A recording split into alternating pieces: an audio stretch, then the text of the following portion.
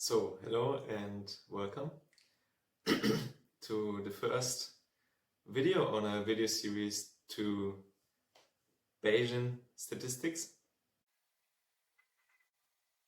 This video series is going to be based on the textbook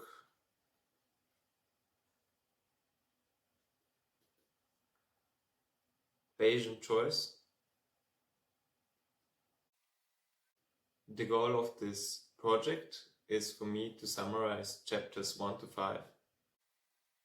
And maybe there's also going to be a final video about hierarchical Bayes methods. I'm going to put a link to the textbook in the description. This project will be heavily based on the textbook, but it's also going to include more slightly different examples and slightly different proofs to the ones in the textbook. The prerequisites for this course are as follows. So it would be great if people listening to this have a prior background on probability theory. I am going to use slightly advanced concepts such as the concept of conditional expectations, radon-Nikodym derivatives, and kind of continuous probability theorems about continuous probability distributions, which might not have been covered in introductory statistic courses. That being said, if you do not have a background in probability theory, it's probably enough if you've had at least one introductory lecture in statistics. So you should know what a random variable is, what a probability distribution is, what density functions, probability mass functions are, and how to work with them. I myself am a master's student, currently at SDU Odense in Denmark, and this is part of my individual study activity. I myself was very sad about the fact that there's very rarely lectures solely about Bayesian statistics, and also rarely lectures even partly covering Bayesian statistics. So the point of this project is to get some really just an introduction into the basic concepts of Bayesian statistics. If you want to go more deeply into the topic, I recommend checking out the textbook. I'm by no stretch of the imagination going to cover everything, and the textbook has a lot of, first of all, additional material, but also links to further reading, and I'm going to try and provide these myself as well, but I would just highly recommend to check out this textbook. There's also going to be a summary, which is also part of this project. I'm actually not sure if I'm going to add it to the videos, but part of this project is also to write down everything as a PDF, everything that I'm covering here. Not sure if it will be added, but I thought I should mention it. So let's just start.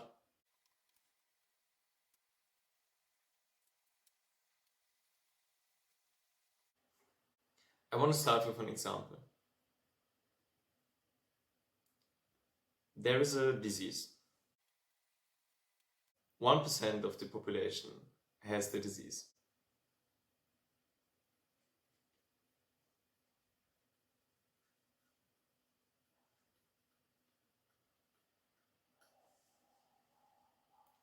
So I'm going to do my best and draw what this looks like. So let's say this rectangle is the whole of the population. It's like lots and lots of people in here. And a very tiny percentage, 1%, about this red square, are infected.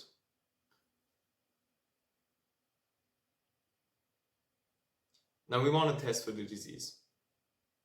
So what do? We take one individual, can be sick or not sick, we don't know, randomly.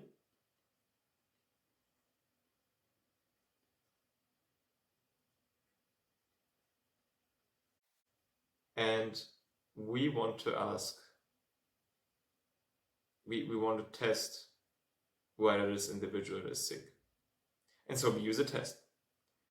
The test is marketed to be very good.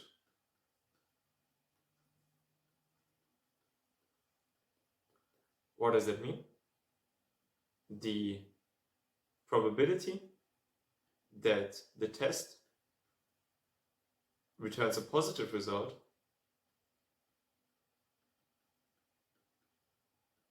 given that the patient is sick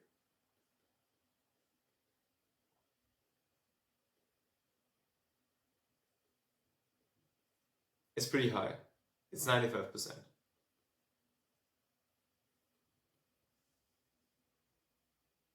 On the other hand, the other probability which we want to control, the probability that the test is negative,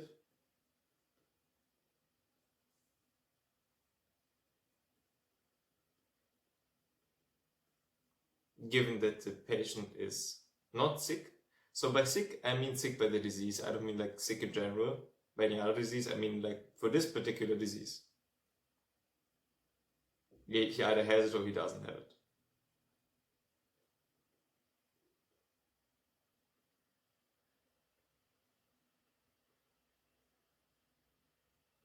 This probability is also equal to 95%. Now, the patient takes the test. The test is positive.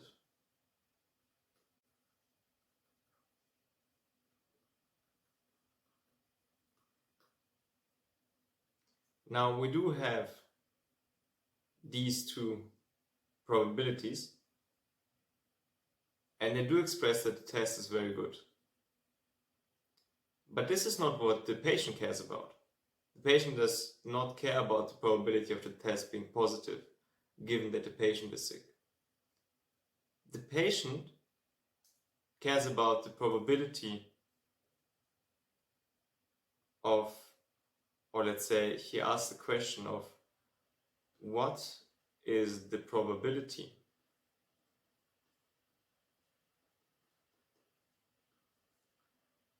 that the test is positive? Sorry, I gotta mix it up.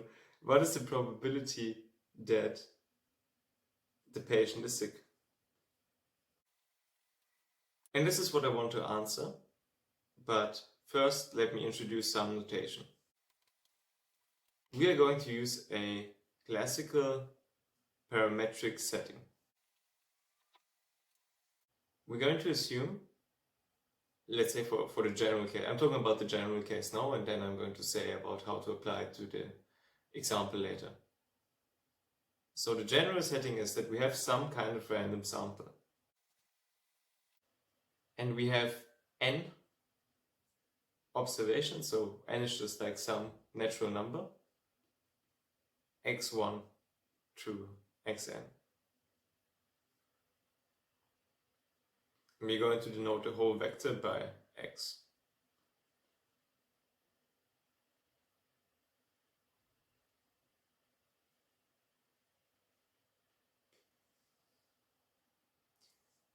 We are not going to assume that these observations are independent, but we are going to assume that there's not, we're not going to allow like everything. We're going to say for every index I, that xi, it has a density function, so either a probability mass function or a probability density function, which we're going to denote by f of xi.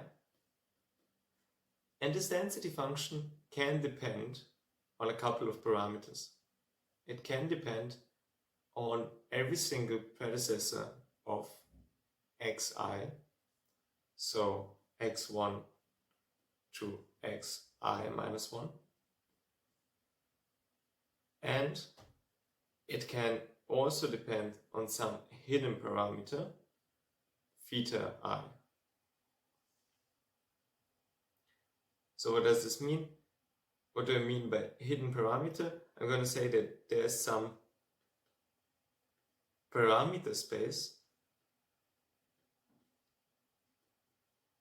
so that for these hidden parameters theta 1 to theta n, and again we're going to denote this by just theta, the whole vector, which in some way tells us in which distribution we are. So to go back from the abstract to the particular, in our example,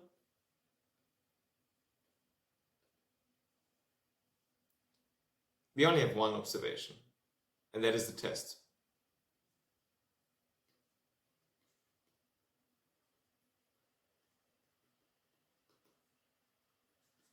The test is either positive or negative. We're going to say positive is 1, negative is 0. So we know x1 can only take two values. So we know actually x1 is Bernoulli distributed. Now the distribution of x1 depends, if you go back up, it depends on one of these two cases. Either the patient is sick or the patient is not sick. So depending on what kind of scenario we're in, we change the distribution of our sample. So x1, if theta, now theta is it's a vector with only one entry, because theta is sick or not sick.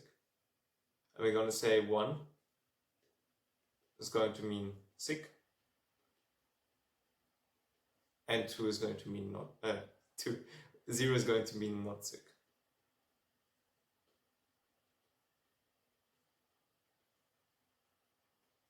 So given that theta is sick, x1 is Bernoulli distributed by the probability of the test being positive. So if we're sick, this probability is 95%. On the other hand, if you're not sick, the probability of the test being positive, that's the opposite of the probability of the test being negative, is 5%.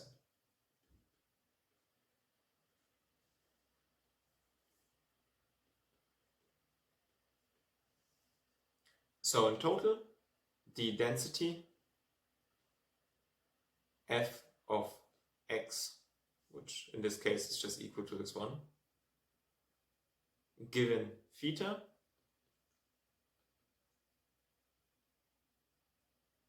it's either this, so I'm going to use this I'm going to introduce this notion of indicator functions. It's the indicator function of x1 of 0 times the probability of x1 being 0, which in this case is 5%, plus the indicator function in 1 times the other probability,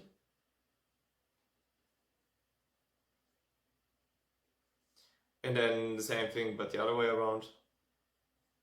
If we are not sick, probability of the test being negative is 95%, and the probability of the test being positive is 5%. This is just a very, very fancy way of saying what I just described above.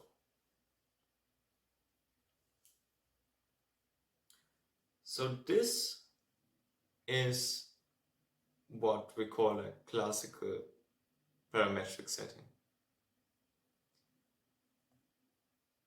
In this setting, we care about two probabilities. The probability of the test returning a false positive, which is very low, and the probability of the test returning a false negative, which is also very low. So what do I mean by this? We care about the type 1 error, which is the error we really want to control, alpha, which is equal to the probability, in our case, of the test being positive, even though it shouldn't be.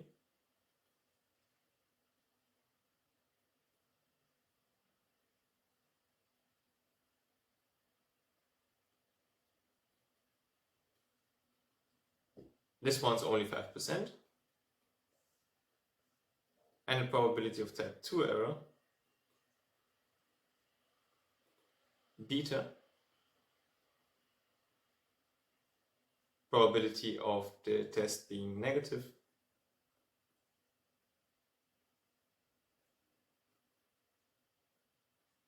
even though it shouldn't be.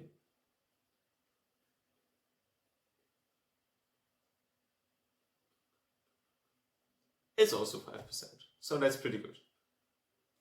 So in a classical setting, that's actually the only thing that we can control. So in a classical setting, we would actually be pretty happy here because we designed a good test. And we did actually design a good test. But that's not what we care about right now in this scenario. In this scenario, we care about the probability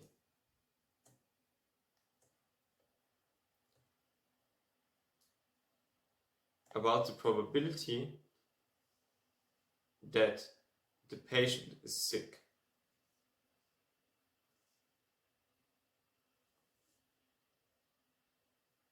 And the question is, how do we calculate this probability? And what I can tell you immediately is that the information that I've written down here, it's not enough. We need a bit more information.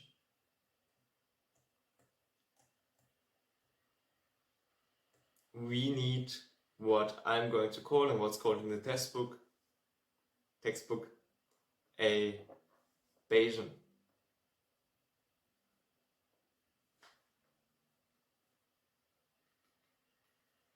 Statistical model.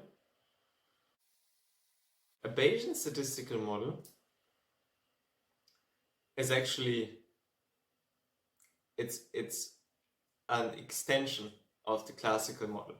So we still have a classical parametric model,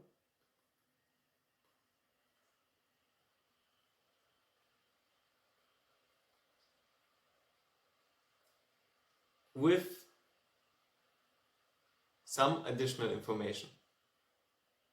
And I'm first going to describe, to try to determine what we need, and then I'm going to define it. We want to calculate the probability that the patient is sick. So now I'm going to use the notation which we introduced before. So we care about the probability that theta is equal to 1, given that our sample, so our test, is positive, so that x1 is also equal to 1. And we already know the definition of this term. It's the probability of theta being equal to 1 intersected with x1 being equal to 1, and we divide by the probability of x1 being equal to 1. We can simplify this further. This is what is going to be known as Bayes' rule.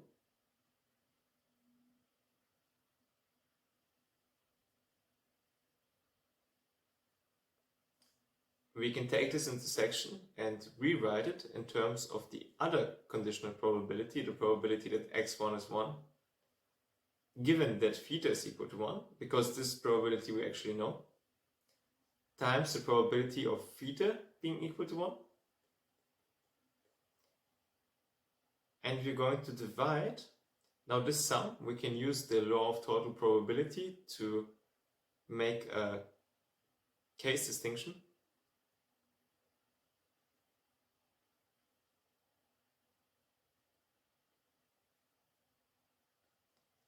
And look at every single possible value that theta can take. Because if we know actually what theta is, we do know the probability distribution of x1. If we don't know what theta is, we don't really know. So we make a case analysis, we say probability of x1 equals 1. Given that theta is some value, I times the probability that theta is equal to I. And we're going to sum over all of these. This is what's known as the law of total probability. So now if we look at these terms, these one we already know. This is the probabilities that are given by the sampling distribution. What we don't know, which I'm going to indicate by this kind of rainbow color, what we don't know is the probability of theta being equal to some value. Because actually this way of thinking about theta, about phrasing probabilities of theta being equal to something, it's very controversial. Why is it controversial? Our example, it's a little bit different, and I'm going to explain why it's different. But maybe if we just have the case that we have some patient and we're testing if he's sick, the patient is either sick or he's not sick. There's no like evil demon that tosses a coin, and based on the probability distribution of this coin, we can give the probability of the coin being head, and then if the coin's head, the patient gets sick, and if the coin's tails, the patient's not sick. That's not what happens. We hope that that's not what happens. We just know the guy's either sick or he's not sick. It's not actually a random quantity, one could say. So why on earth should we describe this as the probability of theta being anything? Theta is not random, basically. That's how the argument goes.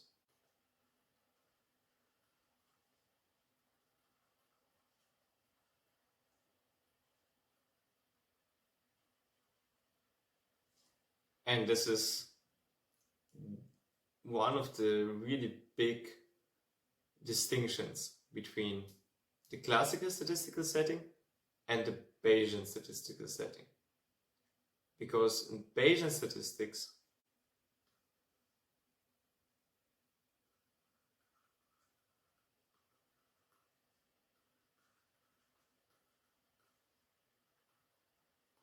theta is random.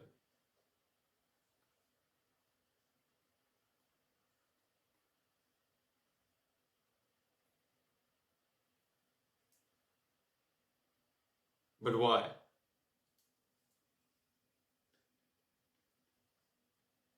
That's the first question that would come to mind, because, I mean, I've just explained, theta is not really random.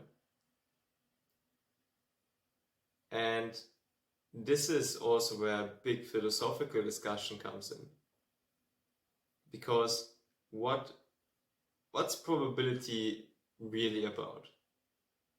So if I give you the example that you're probably going to be sick of hearing by the end of this video, of me tossing a coin, that's a pretty random experiment, one would say. Like that's the example that everybody uses. Of course it's random. It's 50-50 chance usually, if the coin is fair, of the coin being tails at the end, showing tails, or the coin showing head. But one could argue, well, actually that's not random. Because why should it be?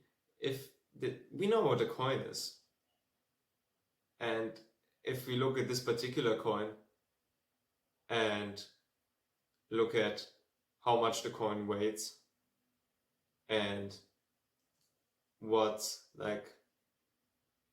what kind of force my thumb tosses the coin, and calculate air resistance and everything and gravity into the calculation, one could argue that we would be able to accurately predict the value of the coin. Now, even if that's true, that does not mean that probability theory is useless in this context, because usually we are not going to measure the coin, we're not going to make calculations based on this coin and then try to predict it. Usually we just don't know.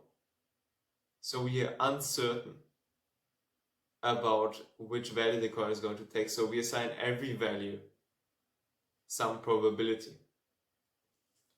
So one could say that probability is a way of dealing with uncertainty.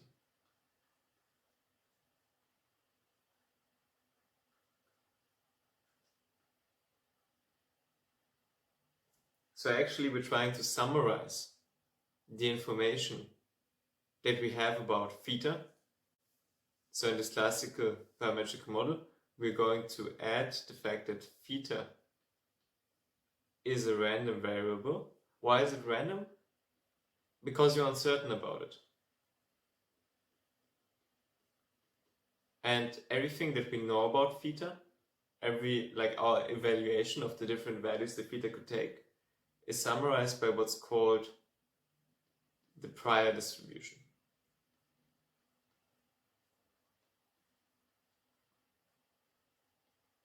And the prior distribution is just the density of theta, which we denote by pi of theta. So pi is not the number, but a function.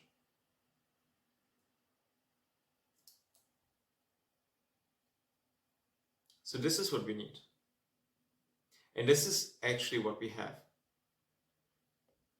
Because if we go back to the example, I said 1% of the population has the disease. And I said that one individual is randomly selected.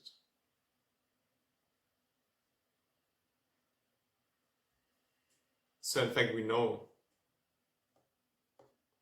if we go back, we know the probability distribution of theta. We know that the probability of the patient being sick, in this particular example, because it took the patient randomly from the population, we know that it's 1%.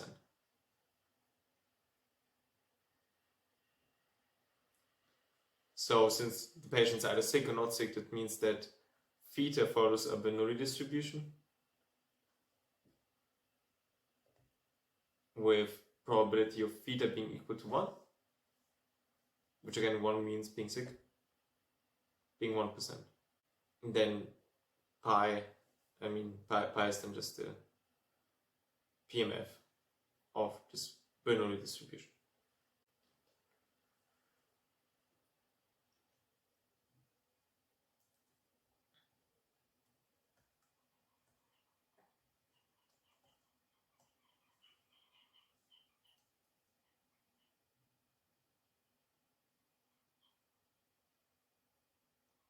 Now that we know this, we can just use the formula that I wrote above. We can just plug everything in because now we actually know the information.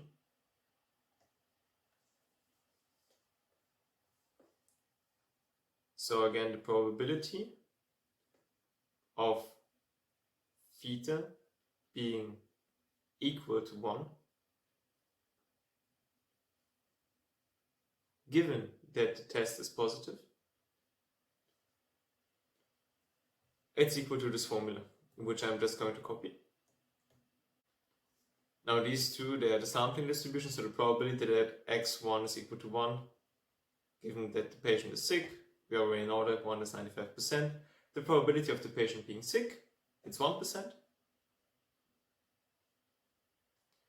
And now we divide by the sum. The sum goes over all possible values that theta can take.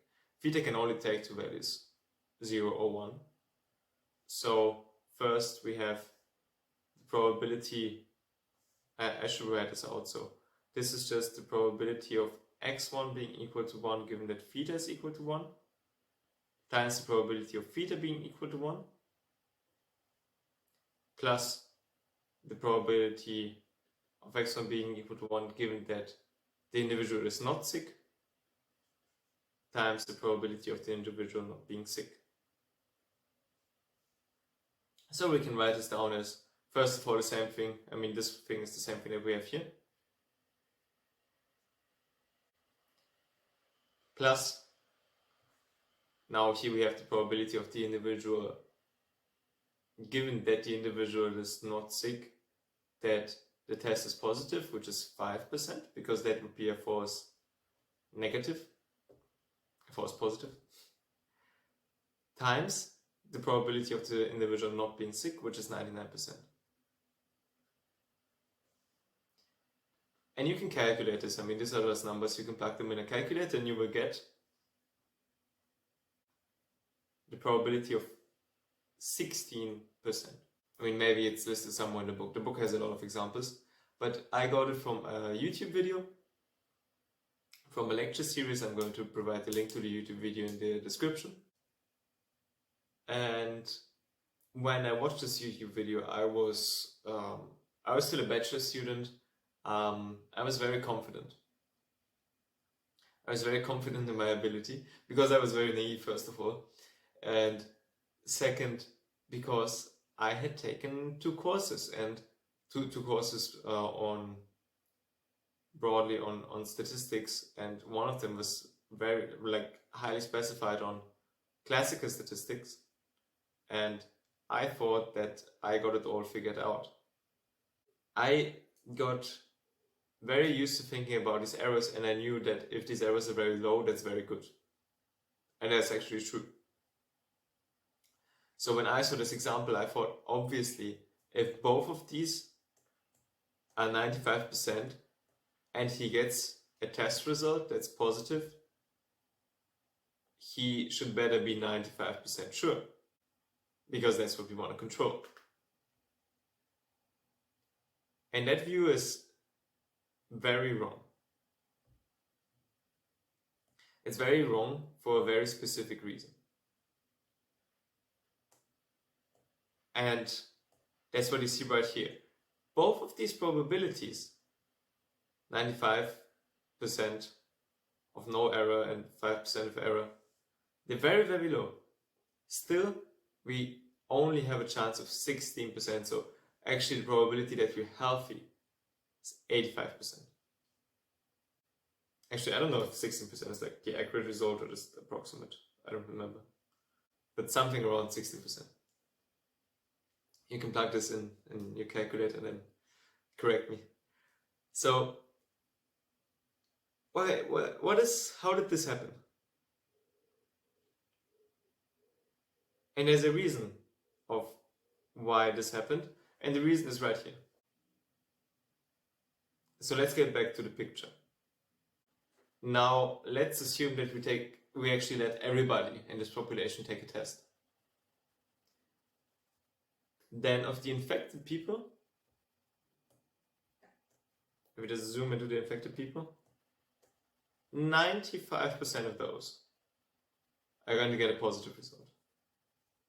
So if I just mark the area of a positive result right here, and here we have 5% of 99%. And we meet some person of this area and he asks if he's sick. Actually, still a pretty tiny percentage of the people, if we combine these areas, a pretty tiny percentage of those are actually sick. And that's because even though 5% is very low, the fact that such a large proportion of the total population is not infected drives up this error rate.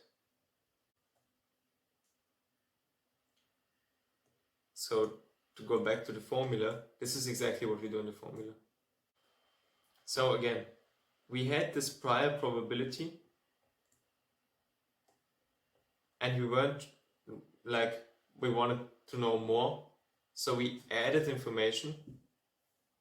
And it's not that this information like completely removes this probability, which is what I used to think. I used to think like in 95%, like we don't care about the 1% before that, we only care about the 95%.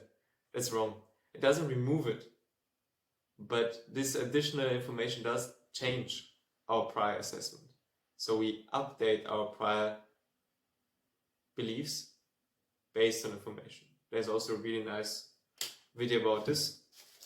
That is a very famous YouTuber, which I'm also going to link in the description.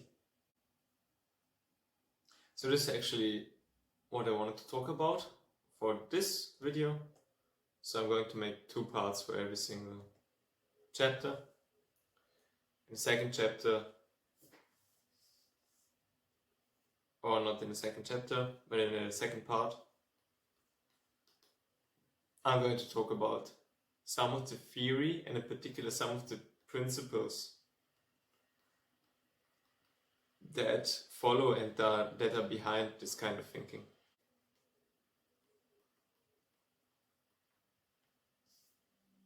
So thanks a lot for watching and see you next time.